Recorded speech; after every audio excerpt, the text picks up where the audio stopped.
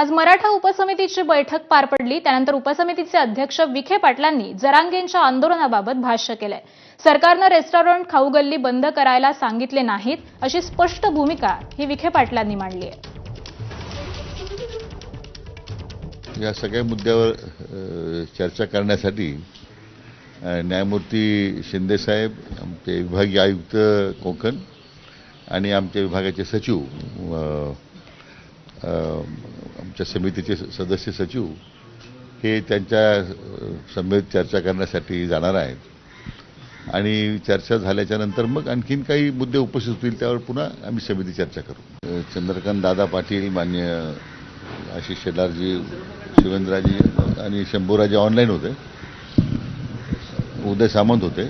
आम्ही सगळ्याच सदस्यांनी आणि समितीच्या बरोबर आमच्या समेत न्यायमूर्ती शिंदे साहेब आणि बाकी सर्व अधिकारी होते।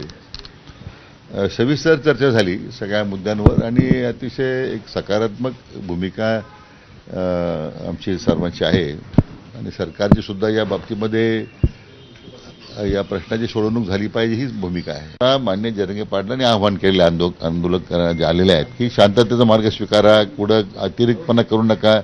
आता काही समाजकंटकही त्यामध्ये घुसले असतील की आमचं आंदोलन बदनाम करण्यासाठी, तर त्याच्या बाबतीमध्ये त्यांनी अति स्पष्ट इशारा दिलेला आहे। मला वाटतं ते स्वतःच आवाहन करतायत आणि आमचं सुद्धा तेच आव्हान आहे की आंदोलनाचं जे काही सध्या जी भूमिका आहे की आंदोलन ज्या पद्धतीने चाललेलं आहे शांततेनं, त्याचा कुठेही विपरीत काही मंडळींनी करू नये असं माझी त्यांना विनंती आहे।